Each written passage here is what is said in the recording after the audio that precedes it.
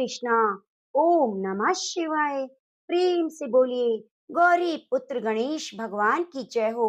करवा चौथ का व्रत रखने वाली सभी बहनों को मेरी तरफ से हार्दिक शुभकामनाएं।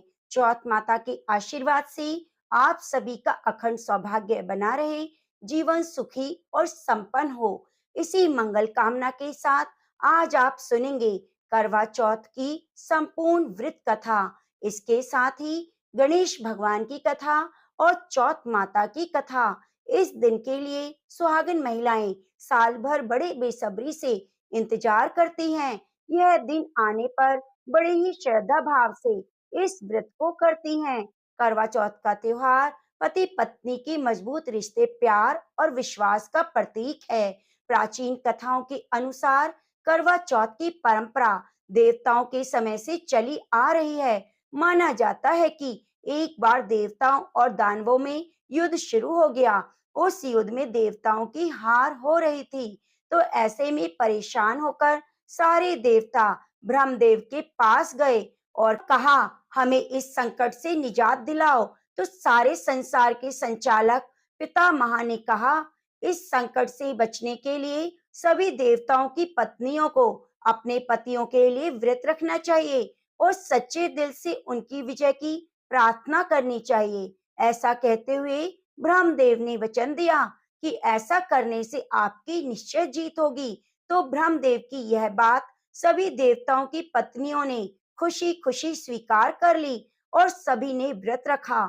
उस दिन कार्तिक माह के कृष्ण पक्ष की चतुर्थी तिथि थी, तो सभी ने व्रत किया और अपने पतियों के लिए तो देवताओं की विजय के लिए प्रार्थना की। उनकी यह प्रार्थना स्वीकार हुई और युद्ध में देवताओं की जीत हुई। इस खुशखबरी को सुनकर सभी देव पत्नियों ने अपना व्रत खोला और बाद में भोजन किया।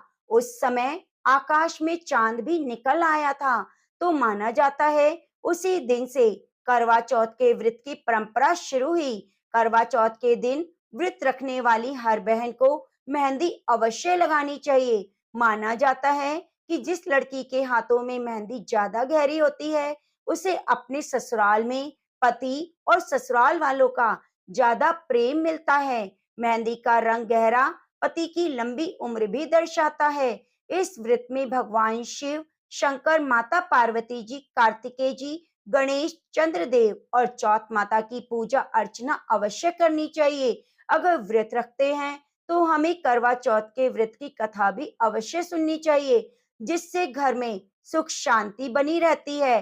कहते हैं महाकाल के समय भगवान श्री कृष्ण ने द्रौपदी को करवा चौथ की यह कथा सुनाई थी और कहा था कि पूर्ण श्रद्धा और विधि पूर्वक इस व्रत को करने से सभी दुख दूर हो जाएंगे, जीवन में सुख सौभाग्य और धन धान्य की प्राप्ति होगी। तो श्री कृष्ण भगवान की आज्ञा मानकर द्रौपदी ने भी करवा चौथ का व्रत किया। इस व्रत के प्रभाव से अर्जुन सहित पांचों पांडवों ने महाभारत के युद्ध में कौरवों की सेना को पराजित कर विजय हासिल की। अगर प्यारी बहनों आपने भी व्रत किया है तो आप इस कथा को पूरा अवश्य सुनिए। तो प्रिय बहनों, आइए करवा चौथ माता के चरणों का ध्यान करते हुए करवा चौथ की पवित्र पौराणिक कथा को सुनते हैं। कथा को सुनने से पहले आप वीडियो को लाइक करके कमेंट बॉक्स में करवा चौथ माता की जय हो, ओम नमः शिवाय जरूर जरूर लिखिए। साहूकार था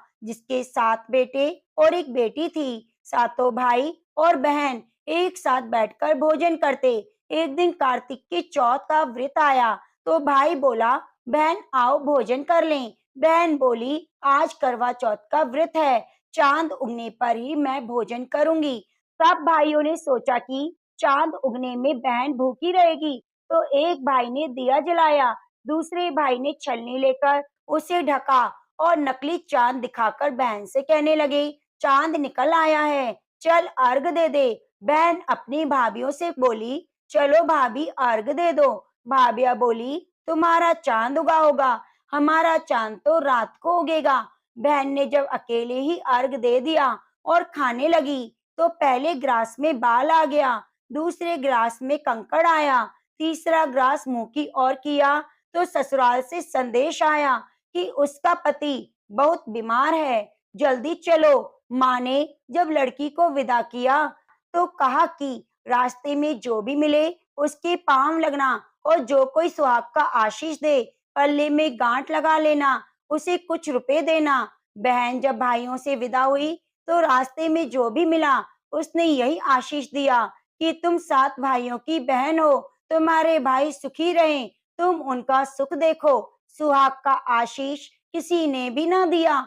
जब वह ससुराल पहुंची तो दरवाजे पर उसकी छोटी ननंद खड़ी थी। वह उसके भी पांव लगी तो उसने कहा, सुहागिन रहो, सपूती हो। उसने यह सुनकर पल्ले में गांठ बांध ली और नंद को सोने का सिक्का दिया। जब भीतर गई तो सास ने कहा कि पति धरती पर पड़ा है, तो वह उसके पास जाकर उसकी सेवा करने बैठ गई। बाद में सास ने दासी के हाथ बची कुची रोटी भेज दी। इस प्रकार से समय बीतते बीते माघ मास की चौथ आई तो माघ मास की चौथ बोली, करवा ले ले, करवा ले ले भाइयों की प्यारी, करवा ले ले। लेकिन जब उसे चौथ माता नहीं दिखाई दी तो वह बोली, हे माता, आपने मुझे उजाड़ा तो आप ही मेरा उद्धार करोगी, आपको मेरा सुहाग देना पड़ेगा। तब उस चौथ ने बताया कि पौष की चौथ आएगी, वह मेरे से बड़ी है, उसी से सब कहना, वही तुम्हारा सुहाग वापिस देगी। पौष की चौथ आई, आकर चली गई। माघ की आई, फागुन की आई, चैत्र की आई, बैसाख की आई, जेठ आषाढ़ की आई, सावन भादो की आई, सभी चौथे आई, लेकिन सब यही कहकर चली गईं कि आगे वाली को कहना। तो अश्विन मास की चौथ आई तो वह भी यही बोली कि आगे जो कार्तिक की चौथ आएगी वह तुमसे नाराज है, उसी ने तुम्हारा सुहाग लिया है, वही वापिस कर सकती है। वह आएगी तो उसके पांव पकड़ लेना, विनती करना। यह बताकर वह चली गई। जब कार्तिक की चौथ आई तो वह गुस्से में बोली, भाइयों की प्यारी, करवा ले ले, दिन में चाँद उगानी, करवा ले ले, व्रत खंडन करने वाली, करवा ले ले, भूखी, करवा ले ले। तो यह सुनकर चौथ माता को देखकर उसके पांव पकड़ लिए और गिड़गिड़ाने लगी, चौथ माता, मेरा सुहाग तुम्हारे हाथों में है, आप ही मुझे सुहागिन करें। तो बोली, पापिन, हत्यारिण, मेरे पाप पकड़कर क्यों बैठ गई है? वह बहन बोली, जो मुझसे भूल हुई उसे क्षमा कर दो, अब भूल नहीं करूंगी। तो चौथ माता ने प्रसन्न होकर आंखों से काजल, नाखूनों से मेहंदी, टीके से रोली लेकर छोटी उंगली से उसके आदमी पर छींटा दिया तो वह उठकर बैठ गया और बोला, आज मैं बहुत सोया। वह बोली, क्या सोए, मुझे तो 12 महीने हो गए। जब जाकर चौथ माता ने मेरा सुहाग लौटाया तब उसने कहा कि जल्दी से माता का पूजन करो। जब चौथ की कहानी सुनी, करवा पूजन किया तो प्रसाद खाकर दोनों पति पत्नी चौपड़ खेलने बैठ गए। नीचे से दासी आई, उसने उन दोनों को चौपड़ पासे से खेलते देखा तो उसने सास को जाकर बताया। तब सारे गांव में यह प्रसिद्धि हुई कि सब स्त्रियां कार्तिक मास की चौथ का व्रत जरूर करें, इससे सुहाग अटल रहेगा। जिस तरह से साहूकार की बेटी को सुहाग दिया, हे चौथ माता, सबको सुहागिन रखना, यही करवा चौथ के उपवास की सनातन महिमा है। तो प्रेम से बोलिए, करवा चौथ माता की जय हो। प्रिय भक्तजनों, अब आइए सुनते हैं दूसरी कथा को। एक ब्राह्मण परिवार में 7 बहुएं थी। 6 बहुओं के मायके वाले बहुत अमीर थे, इस कारण ससुराल में उनका बड़ा मान था, परंतु छोटी के मायके में कोई कमी ना थी। वह घर का सारा काम काज करती, सबकी सेवा करती, कोई भी उससे प्यार ना करता, सभी दुत्कारते। तीज त्योहारों पर जब उसके मायके से कोई नहीं आता तो वह दुखी होती। हर वर्ष की तरह इस वर्ष भी करवा चौथ का व्रत आया। अन्य बहुओं के मायके से उनके भाई करवा लेकर आए, और छोटी के मायके में यदि कोई होता तो करवा लाता। सास भी छोटी को खरी खोटी सुना रही थी। वह दुखी होकर घर से निकल पड़ी और जंगल में जाकर रोने लगी। एक नाग बहुत देर से उसका रोना सुन रहा था। अंत में अपने बिल से निकल कर आया और पूछने लगा, बेटी क्या बात है, तुम क्यों रो रही हो? छोटी बोली, आज करवा चौथ है, मेरा कोई भाई नहीं, मेरा कोई भाई होता तो आज जरूर करवा लेकर आता। नाग की छोटी पर दया आ गई। नाग ने कहा, बेटी तुम घर चलो, मैं अभी करवा लेकर आता हूँ। थोड़ी देर बाद ससुराल पहुंचा। ससुराल वाले इतना सामान देखकर चकित रह गए। सास भी बहुत खुश हुई। सास ने छोटी को नाग देवता के साथ भेज दिया। नाग देवता ने अपना सारा महल दिखाया और कहा, जितने दिन तुम चाहो आराम से रहो, मन चाह खाओ, मन चाहा पहनो, पर एक बात याद रखना, सामने रखी नांद को कभी मत खोलना। छोटी सारा समय महल में आराम से काटती रहती। नांद के बारे में उसकी उत्सुकता बढ़ती जा रही थी। एक दिन जब घर में कोई नहीं था, तो उसने नांद उठाकर देखा, तो वहां हजारों छोटे छोटे सांप के बच्चे इधर उधर रेंगने लगे। उसमें जल्दी ही नांद ढक दी। जल्दी से एक सांप की पूंछ नांद के नीचे आकर कट गई। शाम को नाग के आने पर छोटी ने अपनी गलती स्वीकार कर ली। नाग ने भी उसे क्षमा कर दिया। जब छोटी ने ससुराल जाने की इच्छा की, तो उसे धन रत्न देकर नाग ने विदा किया। छोटी की ससुराल में अब उसकी बहुत इज्जत होने लगी। जिस सांप की पूंछ नान से कट गई थी, उसे सभी बंडा कहकर तंग करते रहते। एक दिन उसने अपनी माँ से पूछा, मेरी पूंछ कैसे कट गई? माँ ने कहा, छोटी की नांद उठाने और जल्दी से ढकने से तुम्हारी पूंछ कटी है। तो वह बोला, मैं छोटी से बदला लूंगा। माँ के बहुत समझाने पर भी वह एक दिन चुपचाप छोटी के घर जा पहुंचा और मौका पाकर उसे काटने की सोचने लगा। वहां छोटी और उसकी सास में किसी बात पर बहस हो रही थी। तो छोटी कसम खाकर कह रही थी, मैंने ऐसा नहीं किया। वह कह रही थी, मुझे मेरे बड़े भाइयों से बहुत प्यार है, मैं उन्हीं की कसम खाकर कहती हूँ कि मैंने नहीं किया। भंडा ने जब ऐसा सुना, तो सोचने लगा कि वह हमें कितना प्यार करती है, मैं उसे काटने आया हूँ। वह चुपचाप घर चला गया। माँ ने पूछा, बहन से बदला ले लिया? माँ से कहा, कैसा बदला? तभी से वह अपनी बहन के घर प्रति वर्ष करवा लेकर जाता और उसकी बहन बड़े प्यार से करवा चौथ का व्रत रखती। तो प्रेम से बोलिए, चौथ माता की जय हो। प्रिय भक्तजनों, अब आइए सुनते हैं तीसरी कहानी। ती प्राचीन काल की बात है। एक बार पांडुपुत्र अर्जुन तप करने के लिए नीलगिरी पर्वत पर चले गए। इधर पांडवों को अनेक मुसीबतों से पहले ही थी। इससे द्रौपदी ने शोक विवल होकर कृष्ण जी की आराधना की। कृष्ण जी उपस्थित हुए और बोला, क्या कष्ट है तुम्हें द्रौपदी? हाथ जोड़कर बोली, मुझे क्या कष्ट है? आप तो जानते हैं, आप तो अंतर्यामी हैं। मुझे मेरे कष्टों से मुक्ति दिलाइए। क्या उपाय करूं? ऐसा कौन सा उपाय है जिससे इन कष्टों से छुटकारा मिल सके? तुम्हारा प्रश्न अति उत्तम है द्रौपदी। कृष्ण जी ने मुस्कुराकर बोला, प्रभु, मुझ दुखी नारी का कष्ट दूर करने का उपाय बताएं। द्रौपदी ने यह प्रश्न कृष्ण जी से पूछा। यही प्रश्न एक बार पार्वती जी ने शिव जी से किया था। तब श्री शिव जी ने करवा चौथ के व्रत का विधान बताया। द्रौपदी कहती है, हे कृष्ण, फिर मुझे भी करवा चौथ की जानकारी दीजिए, उसकी क्या कथा है? तब भगवान कृष्ण ने एक पल सोचने के बाद कहा, दुख सुख जो सांसारिक हैं, प्राणी उसमें सदा निर्लिप्त रहता है। मैं तुम्हें अति उत्तम करवा चौथ व्रत की कथा सुनाता हूँ। ध्यान से सुनो। प्राचीन काल में गुणी विद्वान धर्मपरायण एक ब्राह्मण रहता था। उसके 4 पुत्र और एक गुणवती सुशील पुत्री थी। पुत्री ने विवाहित होकर चतुर्थी का व्रत किया, किंतु चंद्रोदय से पूर्व ही भोग से वाध्य कर दिया। इससे उसने दयालु भाई ने छल से पीपल की आड़ में कृत्रिम चंद्रमा बनाकर दिखा दिया। लड़की ने अर्घ दिया, भोजन कर लिया।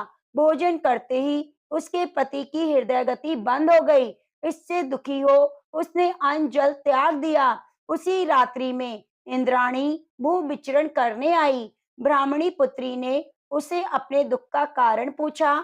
इंद्राणी ने बताया, तुमने करवा चौथ व्रत में चौथ दर्शन से पहले ही भोजन कर लिया, इसीलिए यह कष्ट मिला है। अब तब उस लड़की ने अंजलि बांधकर विनय की, इससे मुक्त होने का कोई उपाय बताइए। इस पर इंद्राणी ने कहा, यदि विधि पूर्वक अगली करवा चौथ का व्रत करो तो तुम्हारे पति पुनर्जीवित हो जाएंगे। कन्या ने ऐसा करने का वचन दिया तो पति स्वस्थ हो गया। इस पर उस कन्या ने वर्ष भर प्रत्येक चतुर्थी का व्रत किया और अनंत अखंड सुहाग प्राप्त किया।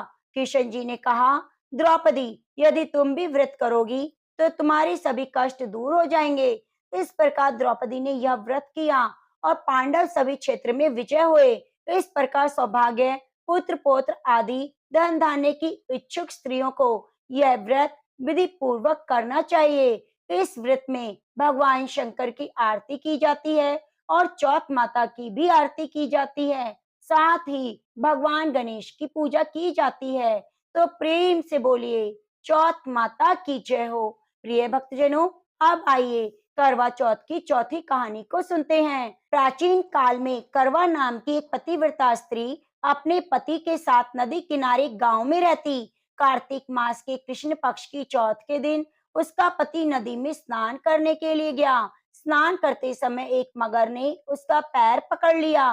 करवा करवा नाम लेकर जोर जोर से अपनी पत्नी को पुकारने लगा। उसकी आवाज सुनकर पत्नी दौड़कर आई और मगर को कच्चे धागे से बांध दिया। मगर को बांधकर वह यमराज के पास पहुंची और यमराज से बोली, भगवान, मगर ने मेरे पति के पैर पकड़ लिए हैं, अतः पैर पकड़ने के अपराध में आप अपने बल से उस मगर को नरक में ले जाओ। यमराज ने कहा, अभी मगर की आयु शेष है, अतः मैं उसे नहीं मार सकता। इस पर करवा ने कहा, यदि आप ऐसा नहीं करोगे तो मैं आपको श्राप देकर नष्ट कर दूंगी। यह सुनकर यमराज डर गए और पतिव्रता स्त्री करवा के साथ जाकर मगर को उन्होंने यमपुरी भेज दिया और करवा के पति की आयु को दीर्घ आयु कर दिया। उसी दिन से करवा चौथ मनाई जाने लगी और सुहागिन स्त्रियों के द्वारा व्रत किया जाता है।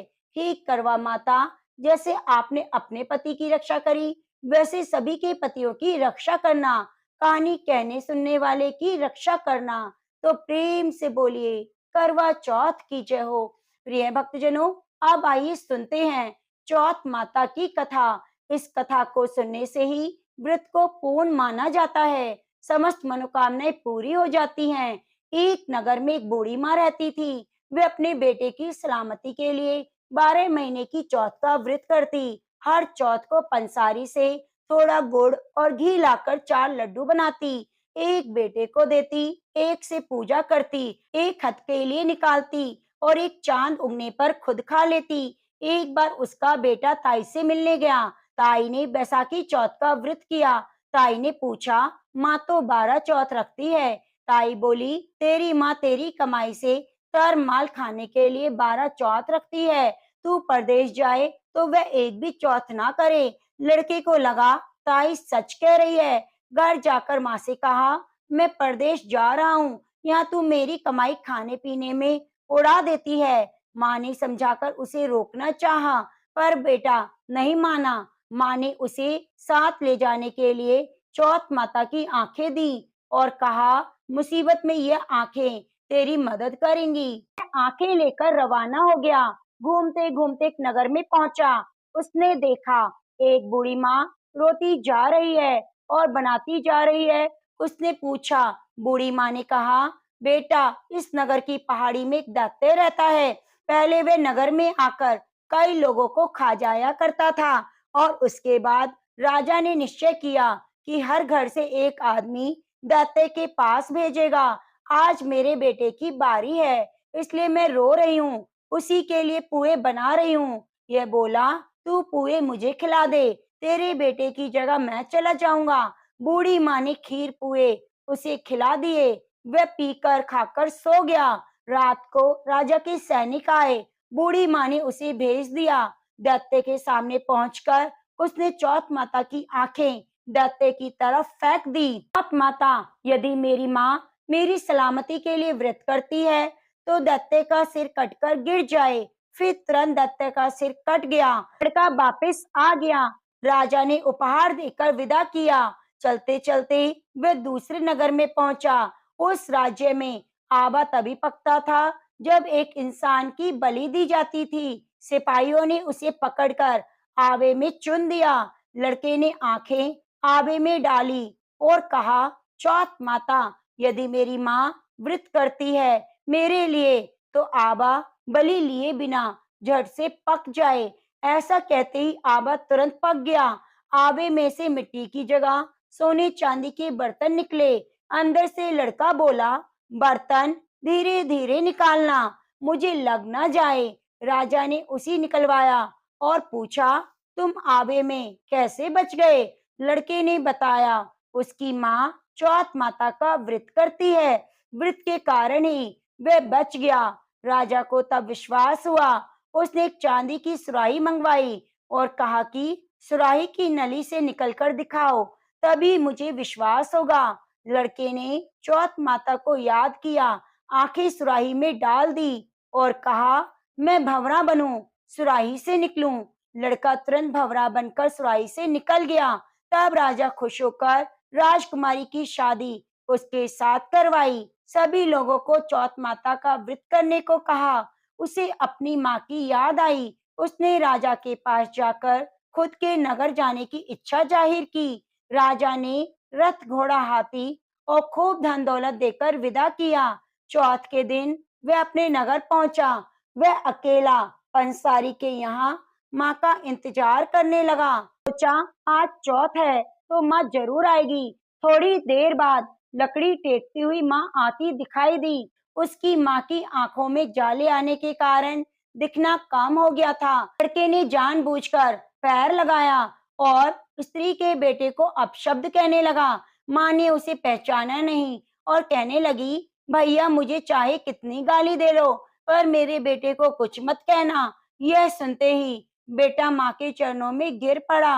माँ, मैं तेरा बेटा हूँ, मुझे माफ कर दो। तब माँ ने उसे गले लगाया और नगर के लोगों ने विश्वास नहीं किया कि वह उसी का बेटा है। तो बूढ़ी माँ ने चौथ माता को याद करके कहा, हे चौथ माता, यदि मैं अपने बेटे के लिए व्रत करती हूँ तो मेरे स्तन में दूध भर जाए और उसकी धार मेरे बेटे के मुख पर गिरे। माँ के स्तनों से दूध की धार निकली, बेटे के मुंह पर गिरने लगी। सभी लोग चौथ माता की जय जयकार करने लगे। उस नगर के सभी लोग चौथ माता का व्रत करने लगे। चौथ माता जैसे बूढ़ी माँ और उसके बेटे की सहायता की, वैसे हमारी भी करना। कहानी कहने सुनने वाले की करना, सभी पर अपनी कृपा बनाना। तो प्रेम से बोलिए, चौथ माता की जय हो। प्रिय भक्तजनों, अब आइए सुनते हैं गणेश भगवान की कथा। एक बार गणेश जी एक लड़के का वेश धरकर नगर में घूमने निकले। उन्होंने अपने हाथ में चुटकी भर चावल और चुल्लू भर दूध लिया। नगर में घूमते हुए जो भी मिला खीर बनाने के लिए कहा। बोलते, माई खीर बना दो। लोग सुनकर हंसते। बहुत समय तक घूमते रहे मगर कोई भी खीर बनाने को तैयार नहीं हुआ। किसी ने भी यह नहीं समझा, इतने से सामान से खीर कैसे बनेगी। पर गणेश जी को तो खीर बनवानी थी। अंत में एक गरीब बूढ़ी माई ने उनसे कहा, चल मेरे साथ, मैं खीर बनाकर खिलाऊंगी। गणेश जी उसके साथ चले गए। बूढ़ी माँ ने उनसे चावल और दूध लेकर एक बर्तन में उबालने के लिए चढ़ा दिए। दूध में ऐसा उफान आया कि बर्तन छोटे पड़ने लगे। बूढ़ी अम्मा को बहुत आश्चर्य हुआ और समझ नहीं आया। अम्मा ने घर का सबसे बड़ा बर्तन रखा, वह भी भर गया और बढ़ती ही जा रही थी वह खीर तो। उसकी खुशबू चारों ओर फैल गई। खीर की मीठी मीठी खुशबू के कारण अम्मा की बहू के मुंह में पानी आ गया। तो उसने थोड़ी खीर निकाली और दरवाजे के पीछे बैठकर बोली, ले गणेश, तू भी खा, मैं भी खाऊं। और खीर खा ली। बूढ़ी माँ ने आकर गणेश जी को आवाज लगाई, बेटा तेरी खीर तैयार है, आकर खा ले। तब गणेश जी बोले, अम्मा तेरी बहू ने तो भोग लगा दिया, मेरा पेट भर गया, खीर तू गांव वालों को खिला दे। बूढ़ी अम्मा ने गांव वालों को निमंत्रण देने गई। सब हंस रहे थे। अम्मा के पास खुद तो खाने को नहीं और खीर खिलाएगी। फिर सब बूढ़ी अम्मा ने सबको पेट भर के खीर खिलाई।